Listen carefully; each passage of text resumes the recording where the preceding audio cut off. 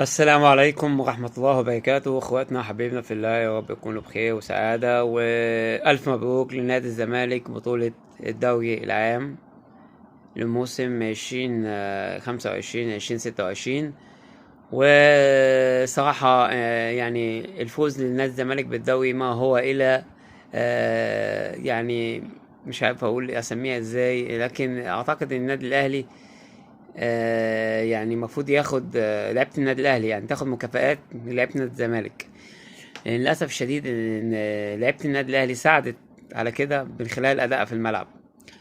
وفي ماتشات مش محتاجة مدرب إن النادي الأهلي يكسب، يعني خلينا منطقيين يعني. ولكن برضه اللعيبة بأدائها متعرفش غرور تكبر، مش فاهمين نفسنا ممكن. ولكن نقدر نقول النادي الأهلي هو اللي عمل في نفسه كده، نتيجة أخطاء متكررة، نتيجة العقود اللي بتتكتب غلط للمدربين، والمبالغ اللي بتتجاب للمدربين بشكل مبالغ فيه. انا مش عارف ليه يعني في بعض بيقول اللي فيه نسبة، يعني طول ما بتعمل عقد كبير عشان ياخد نسبة، اللي بيكتب العقد ده بياخد نسبة. فالعقود بيعملوا كبيرة، يعني اللعيب بياخد مثلا 50,000 دولار، بيجي عندنا ياخد مليون و200 مثلا.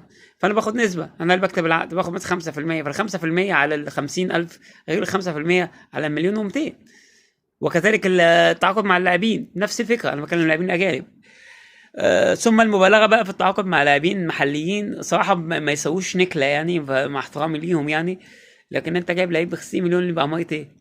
يعني انت طالع ناشئ من عندك احسن بكتير من الكلام العبيط اللي احنا عاملين نسمعه بالاسعار اللاعبين المبالغ فيه. ليه يعني؟ ده المفروض لعيبه تدفع فلوس للانديه انها تيجي تلعب. يعني لعيب بيروح النادي الاهلي او بيروح نادي الزمالك، او حتى بيروح انديه تانية زي الاتحاد والاسماعيلي والمصري، يدفع فلوس عشان يلعب في الانديه دي. ولكن النادي الاهلي هو اللي عمل في نفسه كده، وتعاقد مع لاعبين برضه، تعاقد مع لاعبين دون المستوى، وتعاقد مع مدربين يعني مستوى فكرهم محدود. يعني وبعد كده اخطاء اداريه بقى، تعاقد مع المدربين مش عارف تمشيه. لعيب جبته مستواه متدني، جاب لعيبه بارقام كبيره. طب وليه ده كله؟ ليه؟ ليه؟ لازم نسأل نفسنا ليه النادي الاهلي عمل في نفسه كده؟ وبعدين مش ملاحظين حاجه؟ نادي الزمالك واخد في اخر فتره من مثلا 2016 اعتقد لحد دلوقتي واخد 3 دوري.